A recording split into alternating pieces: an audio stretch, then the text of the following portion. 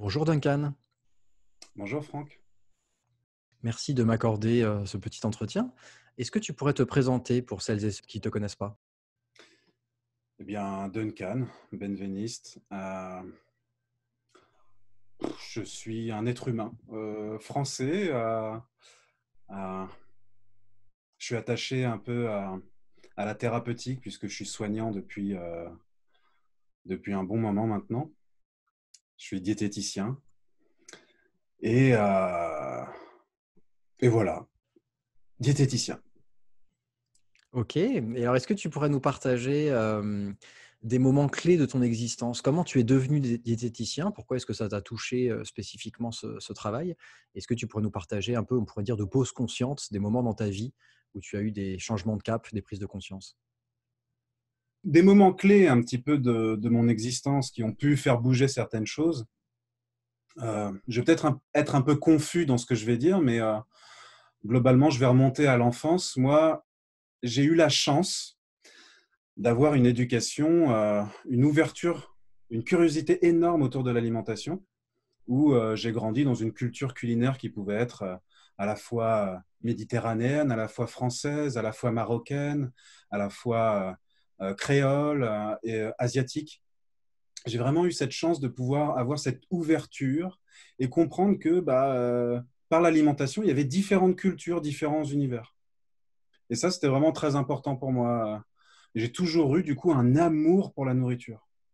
Et je trouvais que autour de la nourriture, ce qu'il y avait, le sentiment d'appartenance, la convivialité qu'il peut y avoir en famille, en tribu, en groupe, cette transmission qu'il peut y avoir au sein des familles, j'ai trouvé que c'était quelque chose qui pouvait énormément me toucher et que j'avais envie de transmettre à des personnes qui sont en souffrance justement autour de l'alimentation.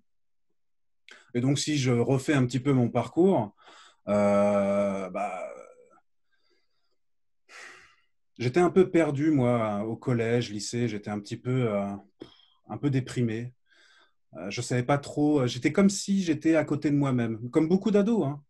Mais ça a perduré un petit peu dans ma jeune vie d'adulte, où j'étais un peu perdu aussi à la fac. Et puis après, j'étais en fac de médecine, j'étais un peu perdu. Et puis ensuite, je suis allé en BTS pour me former au BTS diététique. Et j'ai adoré cette formation. J'ai adoré. Ça a été vraiment une révélation pour moi. Sauf que c'était très intéressant d'un point de vue nutritionnel, physiologie, physiopathologie, mais il n'y avait rien du tout pour savoir comment accompagner un être humain, comment accompagner une personne, comment accompagner un patient, qui est un peu le fondement si on veut faire de la diététique thérapeutique. Donc, je me suis formé à plein d'approches, et notamment la mindfulness après. Donc, cette frustration a vraiment nourri un désir de me former, de me connecter à ce qui compte pour moi. Ce qui compte pour moi, en fait, c'était l'humain, l'accompagnement. Et cette frustration m'a aidé à me connecter directement pour pouvoir progresser, en fait, là-dedans. Pour pouvoir progresser, donc je me suis formé à la relation d'aide, à la gestion du stress, des émotions, aux approches motivationnelles, à l'éducation thérapeutique. Et puis, je suis devenu instructeur MBCT et un instructeur MECL aussi, qui est instructeur Mindful Eating. D'accord, alors ça, effectivement, c'est des choses, assez particulières. Moi, dans ma tête, quand j'entends le mot diététicien, j'ai tout de suite, alors c'est des clichés bien sûr, mais j'ai tout de suite l'impression que si je vais voir un diététicien, en gros, il va me dire, «Mange plus de fruits et légumes, mange de la salade, mange plus sainement». C'est un peu le cliché que j'ai un peu dans ma tête, et est-ce que tu peux nous expliquer, toi, quand tu dis justement diététicien et thérapeute, quel est le lien entre les 2? Bah, en fait, si tu veux, j'en parlais hier avec certains collègues. Euh, En fait, diététique, ça vient de daïta en grec, ça veut dire art de vivre autour de l'alimentation. Et si on prend les racines étymologiques de l'alimentation, de la diététique, pardon, on est sur quelque chose où c'est multifactoriel l'alimentation et on doit prendre en compte en fait l'individu, son vécu, ses perceptions, sa culture, son vécu autour de l'alimentation. De le résumer uniquement au contenu de l'assiette, on est déjà en train de se tromper parce qu'on ne prend qu'un petit facteur parmi une multitude de facteurs qui sont tous reliés les uns aux autres. Et donc, il y a la biologie de l'individu qui va nous intéresser. Il y a aussi peut-être son identité familiale, son identité sociale, mais son plaisir autour de l'alimentation et toute la rééducation autour du plaisir qui passe par le sensoriel, qui passe par le corporel, pour pouvoir rééduquer aussi tout un comportement alimentaire. Et donc, on est au carrefour d'un être humain. En fait, autour de l'alimentation, on a vraiment un carrefour de l'être humain. C'est à la fois culturel, c'est à la fois familial, c'est à la fois biologique, c'est à la fois historique, c'est politique, c'est clairement politique. Hein. Je lisais un livre de Paul Ariès, qui est un politologue autour de l'alimentation, spécialiste de l'alimentation, et qui décrivait que depuis la nuit des temps, les êtres humains, en fait, avaient des systèmes politiques autour de l'alimentation. Il y avait certaines personnes qui avaient le droit de pouvoir s'asseoir à certaines tables, d'autres qui pouvaient ne pas s'asseoir à d'autres tables, dès les hommes préhistoriques. Donc, il y avait déjà cette idée des classes, de certaines... Bon, voilà, je ne vais pas rentrer dans le détail, mais autour de l'alimentation et ce qui est à l'intérieur de nous, là, avec cet héritage génétique, vient de là. C'est aujourd'hui, dans l'ère un peu technologique, l'ère un peu consumériste, qu'on vient consommer la diététique comme un régime. C'est-à-dire, je vais perdre du poids, une vision un peu autour du chiffre. Et on a perdu l'essence du corps. On a perdu qu'il y avait un corps. Et on a perdu qu'il y avait une vision à long terme aussi. Que peut-être notre corps va peut-être s'éteindre demain, mais peut-être qu'il va vivre encore 20 ans. Oui, pour le dire autrement, c'est comme si le manger mieux aujourd'hui, c'était à nouveau dans une idée de performance, de performer l'alimentation. Donc manger mieux en termes de protéines, glucides, de bien calculer. Et on oublie effectivement l'essence même de manger, on oublie l'aspect culturel. Je me souviens qu'il y a un moment où ça m'avait marqué, je t'avais parlé, moi j'aime beaucoup prendre des smoothies, et je te demandais est-ce que c'était mieux ou moins bien de boire un smoothie. Et à nouveau en termes de vitamines, tout ça. Et tu m'avais répondu, oui, mais quand tu croques dans un fruit, l'expérience n'est pas la même que de faire un smoothie et de le boire. Et j'ai trouvé ça très intéressant, effectivement, cette vision que simplement attraper une pomme dans un arbre et croquer dedans, c'est une expérience totalement différente que de boire un jus de pomme. Ah clairement, clairement. Et puis, c'est pas du tout la même chose d'un point de vue biologique. C'est-à-dire que le corps imprime qu'il est en train de mâcher, il y a des hormones qui sont relâchées à ce moment-là et on est en train d'informer le cerveau. Donc, si toi, par exemple, tu as vraiment envie d'un désir d'un smoothie parce que tu sens que tu en as besoin dans ton corps, etc., que tu as envie de te rafraîchir, et puis tu sens que tu es en train de prendre soin de toi aussi par rapport à ce smoothie, ok, pourquoi pas. Mais il n'y a pas de mieux c'est pas mieux un smoothie et c'est pas mieux de manger une pomme. C'est simplement des expériences différentes. Oui, en fait, j'ai l'impression que là, dans ta version justement de la diététique, donc comment toi tu fonctionnes, il faut toujours recontextualiser en fait. C'est ça, c'est-à-dire que recontextualiser, il y a un corps, il y a une culture, et il y a à prendre en compte aussi certaines tendances un peu perfectionnistes qu'on peut retrouver dans la société et qui peuvent du coup un petit peu faire partie de certaines cultures ou cercles familiaux de plus en plus, faire partie d'une certaine culture et de cercles professionnels dans l'entreprise, etc., et qui éduquent involontairement à être dans un modèle de perfection, de performance, d'atteindre quelque chose, d'atteindre un objectif. Il me faut atteindre ceci. Et on a confondu performance avec l'idée de plaire aux autres. C'est-à-dire que si je suis performant par rapport à mon image corporelle, par rapport à mon alimentation, les autres vont plus m'aimer et je m'aimerai plus. Alors que quand je rentre et que je nourris certains schémas de lutte avec son corps, avec son alimentation, je viens justement,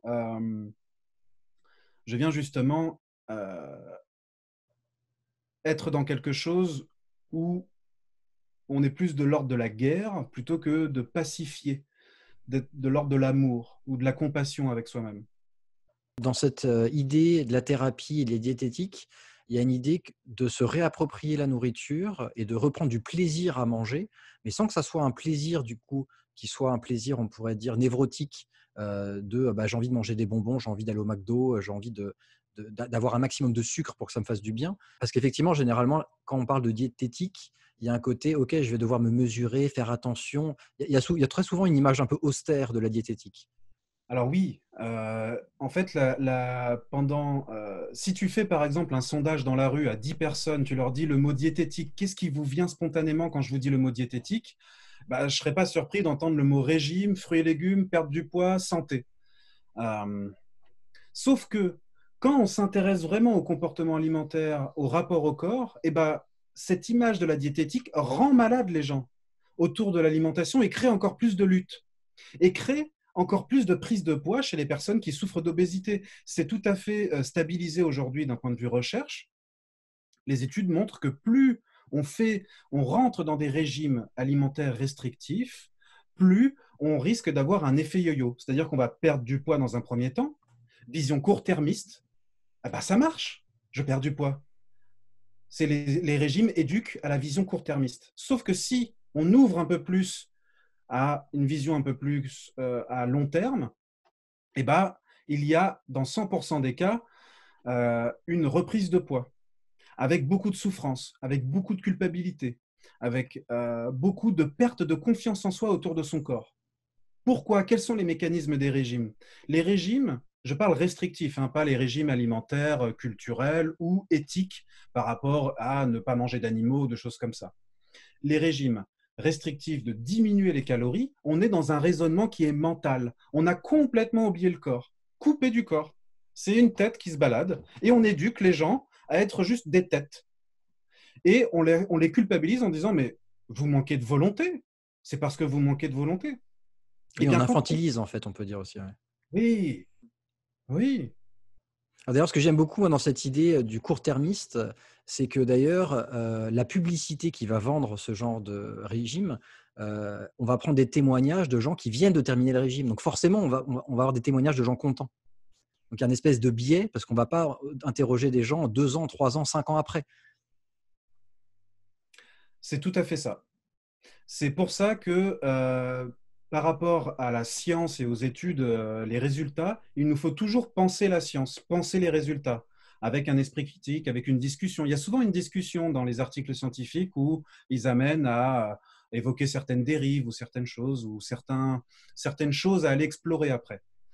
Mais si tu veux, quand tu fais des régimes restrictifs, on nourrit la vision court-termiste, c'est-à-dire l'anxiété autour du corps. Qu'est-ce qui se passe quand on a une anxiété? Eh ben, on voit tout comme ça et puis on n'arrive plus à voir les projets à long terme. On n'arrive plus à se projeter à long terme. Et donc, il me faut vite, vite soulager cette anxiété. Eh ben, on crée une addiction au régime. Enfin, j'ai jamais vu autant de personnes qui ont fait autant de régimes chez les patients qui souffrent d'obésité. J'ai vu des personnes avoir fait 50 régimes en ayant passé par le Slim Fast, passé par comment ça s'appelle, mince, Régime hyperprotéiné ou, non, mais même les drogues, là, amphétamines, dans les années 80, on prenait parfois des amphétamines pour pouvoir perdre du poids, etc., parce que ça coupait la faim. Mais ce mécanisme du régime restrictif, comme je disais, c'était la tête qui décide. Pour tout. C'est pas tête et corps en même temps. On a oublié le corps. Alors que l'autonomie alimentaire, c'est les sensations de faim, de rassasiement et de satiété. En faisant ceci, on crée en fait un mal-être où on déracine l'autonomie alimentaire de la personne et elle se sent complètement perdue autour de son rapport au corps et de son rapport à l'alimentation. On crée de la maladie. On crée clairement de la maladie. Et la médecine a vendu ça pendant des années et des années. Et beaucoup de thérapeutes peuvent encore vendre ça aujourd'hui. Parce qu'on a beaucoup de méconnaissances, on a eu beaucoup de méconnaissances autour de ça. et alors aujourd'hui, dans les patients que tu reçois, si on devait généraliser, ce serait quoi les problèmes que tu vois, si on avait juste une prise de recul et qu'on devait faire une généralité sur, les gens que tu reçois? Dans mon cabinet, je peux rencontrer des patients qui sont en grande souffrance avec leur corps et leur alimentation. Je suis spécialisé dans les troubles alimentaires. Donc, anorexie, boulimie, hyperphagie. L'anorexie, c'est la maigreur, c'est la restriction alimentaire importante pour perdre du poids avec une anxiété importante à la reprise du poids. Je résume très globalement, mais c'est une maladie psychiatrique. La boulimie, c'est des crises de boulimie avec une quantité faramineuse de nourriture, mais plusieurs kilos de nourriture en moins de 2 heures. C'est-à-dire que dans la conscience humaine, on ne peut pas manger cette quantité de nourriture. Il faut forcément être dissocié à ce moment-là. Et donc, il y a une compensation directe avec des vomissements juste après. Il peut y avoir des laxatifs et il peut y avoir aussi 2 jours de jeûne avant et 2 jours de jeûne après. C'est-à-dire, mercredi, je prévois comme quelqu'un qui est très ritualisé, ou alors ça peut être aussi des crises qui ne sont pas du tout ritualisées, mais tu as des crises qui peuvent être très ritualisées. Mercredi soir, je fais ma crise. Lundi, je ne mange, depuis lundi, je ne mange plus et je ne remange qu'à partir de vendredi. Ou alors, je peux faire énormément d'activité physique. Je peux faire 10 heures d'activité physique par jour. Oui, c'est un peu une manière pour eux finalement de reprendre le contrôle qu'ils perdent à d'autres moments et à d'autres moments, du coup, il y a une extrême rigidité. C'est ça. Mais tu as utilisé le mot contrôle. En fait, pour qu'il y ait perte de contrôle, il faut qu'il y ait contrôle en amont. Sinon, il n'y a pas perte de contrôle. Et en fait, ce qui pose problème, le contrôle n'est pas un problème. C'est quand ça devient obsessionnel, une obstination en fait. C'est-à-dire que je suis drogué à ce contrôle pour pouvoir me rassurer. Eh bien, les deux faces d'une même pièce, c'est l'obsession du contrôle avec la perte de contrôle. Mais l'idée avec les outils de la pleine conscience, c'est de se reconnecter au corps et puis que l'alimentation reprenne le contrôle par le corps. Et Alors la tête, justement, c'est les justement deux. la question que j'allais te poser, c'est, alors bien sûr, on va pas pouvoir aller trop dans le détail, mais, est-ce que tu pourrais nous donner quelques exemples de conseils ou d'accompagnement, quand tu as des personnes en face de toi comme ça qui ont des vrais troubles importants et difficiles? Qu'est-ce que tu leur dis? Alors, je leur dis pas forcément beaucoup de choses. Moi, les conseils, je les adapte. Moi, ma méthode, c'est vraiment être beaucoup dans l'écoute, de la reformulation pour essayer de comprendre et qu'on puisse se rejoindre ensemble.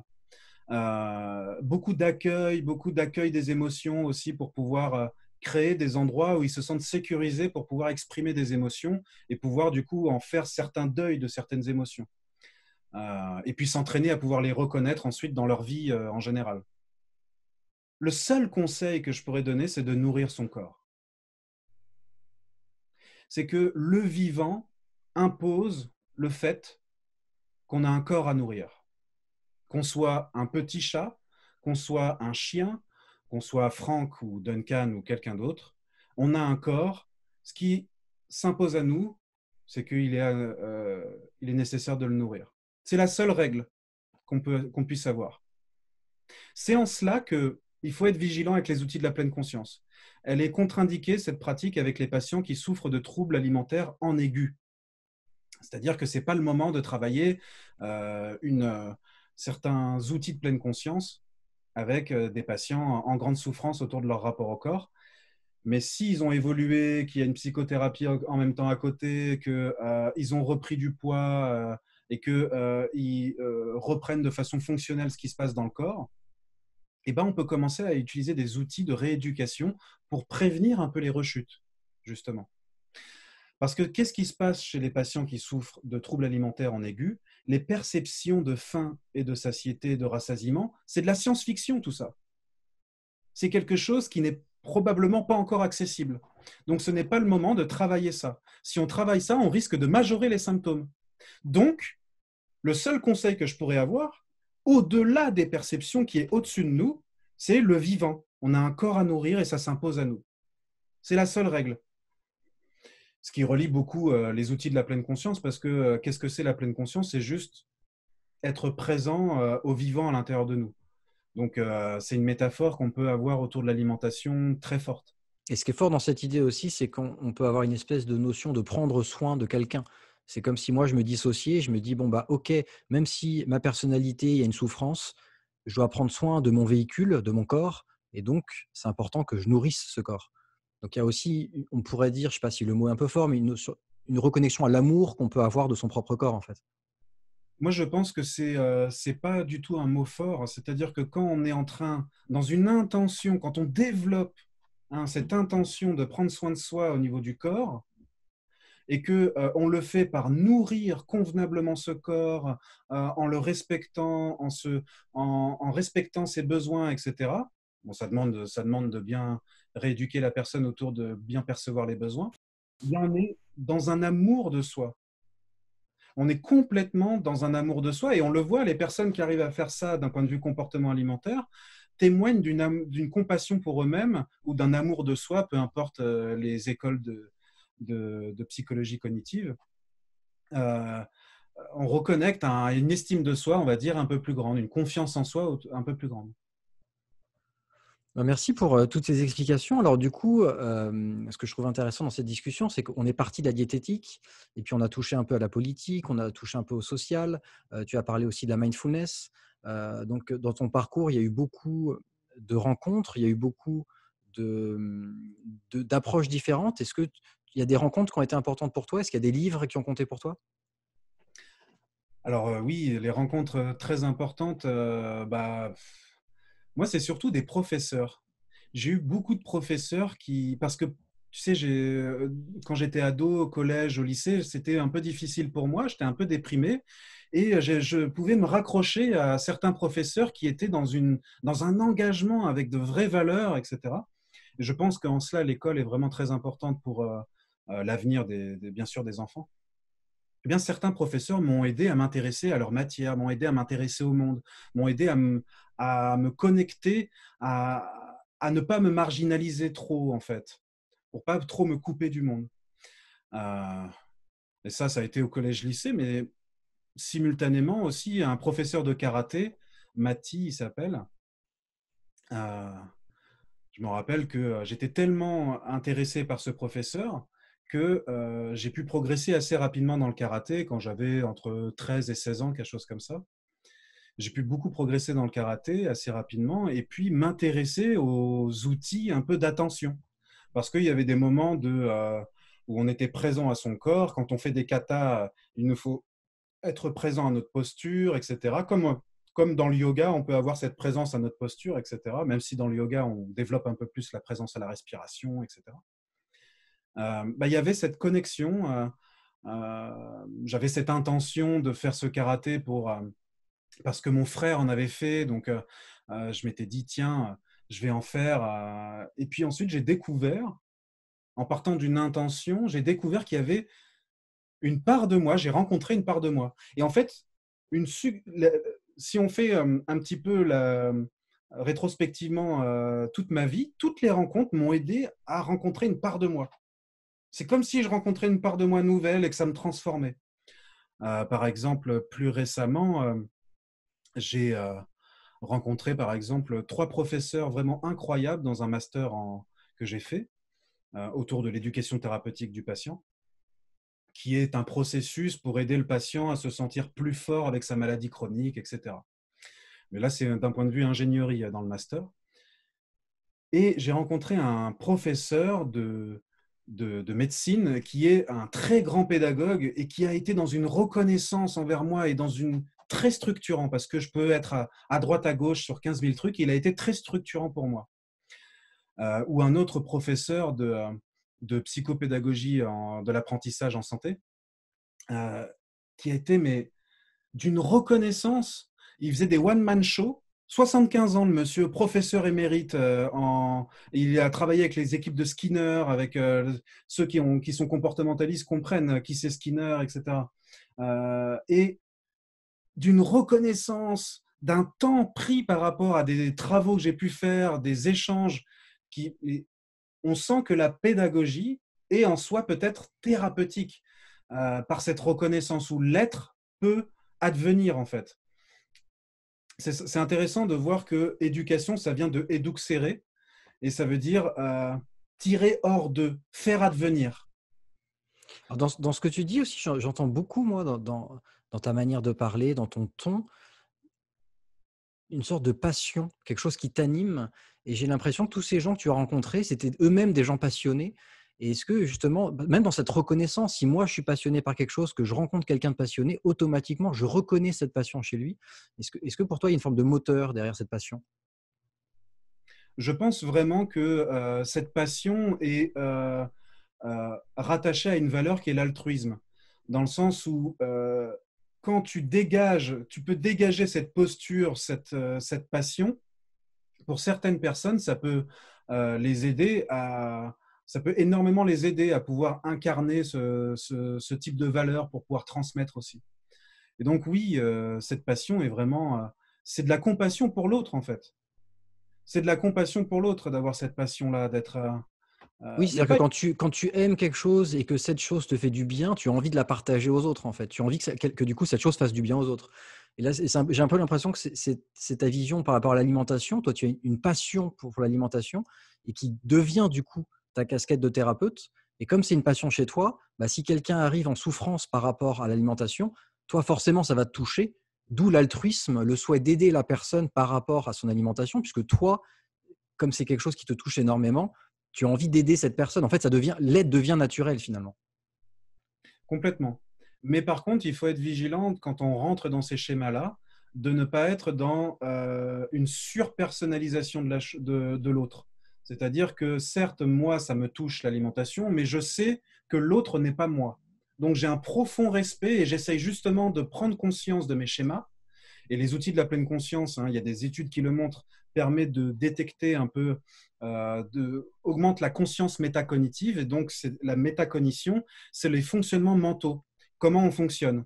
Et en prenant conscience de cet ensemble, on peut défusionner de ce schéma pour être dans un plein accueil de l'autre et pas être dans une projection de ce que l'on souhaite pour l'autre, qui est plus une blessure narcissique plutôt que un vrai souhait d'aider. Oui, et ce qu'on appelle les transferts finalement, en tant que thérapeute, justement, de prendre ses propres souffrances, les projeter sur l'autre et du coup réagir par rapport à ses propres souffrances au lieu des souffrances de l'autre, quoi. C'est ça. Mais moi, je pourrais te parler aussi des rencontres que j'ai pu avoir aussi avec, bah, qui m'ont permis de me rencontrer, hein, à chaque fois. Par exemple, des animaux que j'ai eus quand j'étais jeune, un chien magnifique, un amour, un golden retriever. Bon, ça peut être un peu caricatural, mais c'était un amour. Il sentait les ressentis internes qu'on ne percevait pas forcément. On était un peu coupé et lui, il sentait qu'il y avait quelque chose, un amour de l'autre, une dévotion pour l'autre. Un chat aussi avec qui j'ai grandi, on avait le même âge. Je suis né, il était venu dans la maison et on a eu une relation, un lien en fait, qui va au-delà des mots parce que certes on peut parler à son animal, mais c'est quelque chose qui va au-delà et qui est une forme d'ouverture de cœur avec juste un regard, un câlin, une caresse, qui permet en fait de modéliser pour soi ce même prendre soin de soi. La personne, en fait, l'animal est en train de prendre soin de toi en te reconnaissant, en te regardant, en te caressant, en demandant aussi de la reconnaissance. Et ben, tu peux développer, hein, c'est le principe du modeling, la modélisation. On peut modéliser pour soi, se prendre soin de soi. Oui, il y a des très belles études d'ailleurs là-dessus où on a donné à des prisonniers des animaux de compagnie et on s'est rendu compte que pour un prisonnier qui est enfermé, de s'occuper d'un chat ou d'un chien, ça va lui donner du sens, il va se reconnecter à son corps, à sa douceur et donc il y a des très belles études là-dessus, sur le lien avec l'animal et le fait que ça reconnecte la personne à sa propre sensibilité. C'est ça. Je pense que niveau rencontre, on a fait globalement le tour, mais en tout cas, à chaque fois, c'était. Euh, si, il y a deux rencontres qui sont très importantes quand même. Autre que j'aimerais vraiment dire, c'est Benjamin. Benjamin est l'un de mes meilleurs amis que j'ai rencontré en retraite il y a 5 ans. Euh, et on s'est rencontrés en retraite, 10 jours en silence, retraite pleine conscience, laïque. Et on était dans la même chambre, on ne se connaissait pas, hein. Et on était en silence dans la même chambre. Euh, et donc, on a appris à se connaître, pas par les premières choses qu'il peut y avoir avec des mots, certains filtres. On a appris à se connaître comme si on était âme et âme, cœur et cœur, en Juste par fait. votre présence en fait. Juste présence et présence. Et du coup, on a créé un lien et on reste encore très fort en lien. Et par la suite, il m'a dit, bah écoute, j'aimerais t'amener à un endroit où il y a un mec qui fait des méditations et qui connaissait d'une connaissance. Et je suis arrivé chez ce mec et on a commencé à faire des méditations. Et très rapidement, j'ai créé un lien fort avec ce mec qui est toi, Franck, euh, où j'ai beaucoup appris aussi sur moi dans nos discussions, où on a refait le monde, où j'ai beaucoup appris aussi sur tes enseignements et tes méditations sur le calme mental, euh, où j'ai pu même m'approprier certains petits outils pour pouvoir, ah, ça peut être intéressant d'un point de vue pour certains patients, on va expérimenter ça, on va accompagner ça. Et donc, voilà, globalement, c'est un petit peu flou, c'est un petit peu fouillis. Et même d'un point de vue diététique, un peu, d'un point de vue comportement alimentaire, tout à l'heure, c'était un petit peu synthétique et un peu flou. Normalement, c'est beaucoup plus complexe que ça. Mais ça demanderait de focaliser pendant 1 heure juste sur cette thématique-là, Ouais, quoi. là, c'est intéressant de pouvoir avoir une vision un peu plus globale de ces sujets-là et de comprendre qu'effectivement, c'est pas simpliste en fait. C'est pas juste de la diététique, il y a quelque chose qui est beaucoup plus englobant. Alors, tu parlais juste avant le fait de s'approprier des outils. Donc ça, je sais que ça fait partie beaucoup des discussions qu'on a ensemble, qu'effectivement, ça sert à rien de lire des milliers de livres et d'apprendre des milliers de techniques. Ce qui compte, c'est de se les approprier et que ces outils soient utiles dans notre vie concrète. Et par rapport à ça, est-ce que tu pourrais nous partager un des outils que tu as et que tu partages avec tes patients de justement retour au corps pour des gens qui sont un peu dissociés, qui ont du mal avec l'alimentation? Est-ce que tu pourrais nous partager un outil comme ça? Oui, bien sûr. Alors, c'est un outil que je fais avec des patients, en général, qui ont bien progressé quand même autour de leur comportement alimentaire, qui n'ont pas des troubles psychiatriques trop aigus, hein, parce que c'est complètement contre-indiqué la pleine conscience à ces moments-là. Et souvent, dans les comportements alimentaires fragilisés, il peut y avoir des troubles de l'humeur associés, des choses comme ça. Donc, il nous faut avoir cette vigilance-là en tant que diététicien quand on utilise ces outils. Donc, c'est un outil qui s'appelle jeter l'encre. Et justement, quand on est pris dans les pensées, quand on est pris dans le stress, quand on est pris dans les préoccupations, bah, on est typiquement dans la tête. Et on ne sait plus ce qui se passe dans le corps, vraiment. Et jeter l'encre peut nous permettre sur des choses toutes simples, une reconnexion sensorielle, une spirale sensorielle à l'intérieur de nous, des choses toutes simples pour pouvoir se reconnecter au corps, savoir comment on se sent, etc. Et puis, peut-être savoir, tiens, de quoi j'ai vraiment besoin? Qu'est-ce qui se passe pour moi ces temps-ci? Et donc, c'est une pratique qui va durer peut-être, je dirais, 10 minutes à peu près, peut-être 8 minutes. Et elle est toute simple. Je vous propose, pour ceux qui sont aussi en train de suivre cette vidéo, et puis pour toi, Franck, de juste t'installer confortablement. On peut avoir le dos droit, on aime bien avoir le dos droit en général dans ces pratiques-là, mais bon, juste confortable, relax. Et les pieds à plat sur le sol, c'est un peu mieux si vous êtes sur une chaise. Et les mains qui peuvent se poser sur les cuisses, peu importe. Et déjà, dans un premier temps, je vous pose la question, qu'est-ce qui vous vient là tout de suite? Quand je vous pose cette question-là, où va votre attention? Est-ce que ça va dans des pensées? Mais qu'est-ce que c'est que ce truc? Qu'est-ce qu'on est en train de faire? Ou je mangerais bien un cookie? Ou bien s'il y a des sons aussi autour de vous, ou bien des sensations corporelles, peu importe. Et justement, on va juste s'arrêter sur 3 sensations corporelles qui viennent à vous là tout de suite. Ça peut être les sensations de contact qu'on peut avoir avec la chaise, avec le sol, les pieds qui touchent le sol, les mains qui touchent les cuisses, mais aussi les contacts avec les vêtements. 3 sensations corporelles. 3 respirations conscientes. La respiration consciente, c'est en fait suivre les mouvements de l'inspire, puis de l'expire. Ça peut être au niveau de l'abdomen, de la poitrine. 3 allers-retours.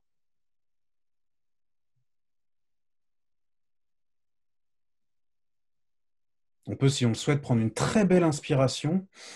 Ça peut nous aider un peu pour se reconnecter à cette inspire, cette expire, savoir où elle se situe. Et ensuite, je vous propose, si vous avez les yeux fermés, de réouvrir les yeux et de regarder autour de vous avec un regard curieux, comme si c'était la première fois. 3 formes différentes, 3 couleurs, 3 zones d'ombre, 3 zones de lumière.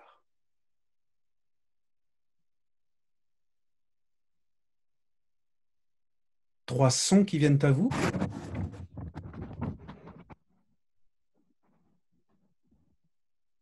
Ça peut être des sons à l'extérieur de l'endroit où vous êtes, des sons dans la pièce avec ma voix, par exemple.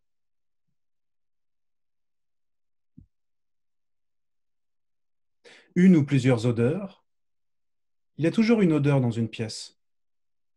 Mais il est tout à fait OK de pouvoir se dire, ah tiens, je ne perçois aucune odeur. Vous êtes déjà en train de porter attention.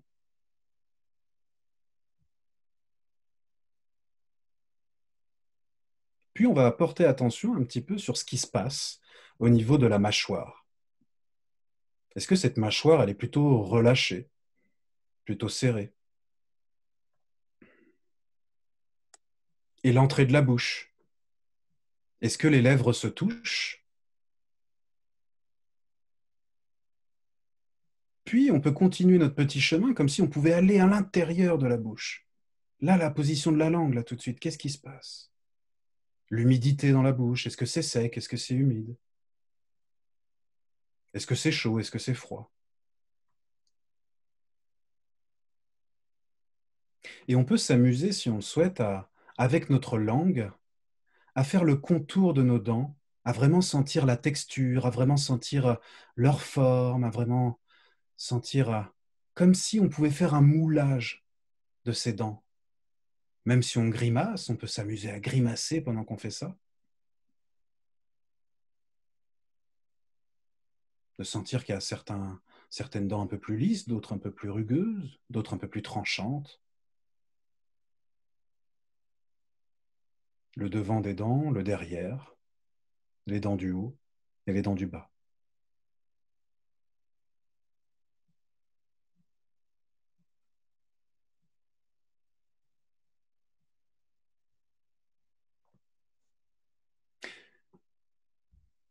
Et dès que c'est bon pour vous, uniquement dès que c'est bon pour vous, vous pouvez porter une attention particulière sur la déglutition.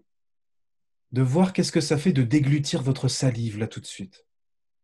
D'observer la propulsion de cette salive, la contraction de la gorge, le bruit que ça crée, les vibrations peut-être. De faire ceci sur une deuxième déglutition. Contraction de la gorge, le bruit, les vibrations, les mouvements de salive. Et une belle présence sur une troisième déglutition. Et cette déglutition qui permet de propulser les aliments, de propulser l'eau dans l'œsophage pour aller jusque dans l'estomac. Et je vous propose de pointer avec vos 5 doigts de la main droite comme ceci, de placer ces 5 doigts juste en dessous du plexus, et là où ça pointe, de poser votre paume de main. Et de simplement, là, en posant votre paume de main, d'observer qu'il y a un contact avec la main peut-être, un changement de température, que la main touche cette zone. Et peut-être, tiens, il y a des mouvements de la respiration.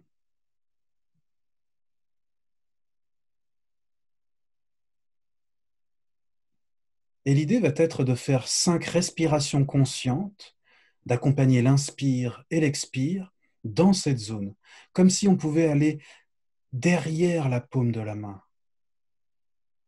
Peu importe qu'on arrive à sentir quelque chose en particulier, juste de porter attention.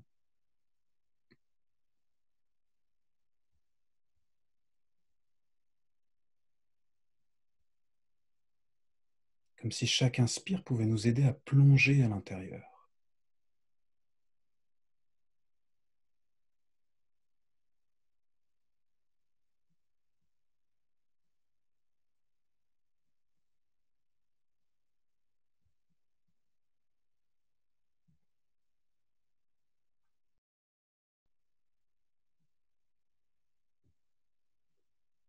Et tout en restant en contact avec cette respiration, à cette zone, vous pouvez vous poser une question intérieurement. De quoi ai-je besoin, là tout de suite?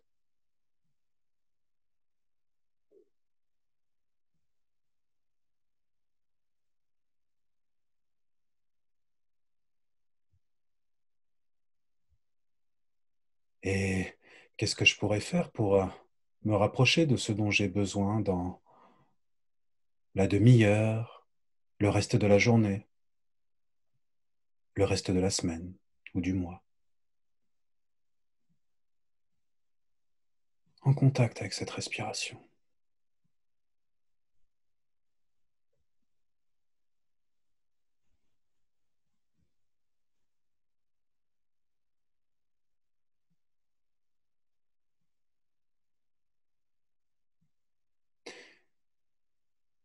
Et dès que c'est bon pour vous,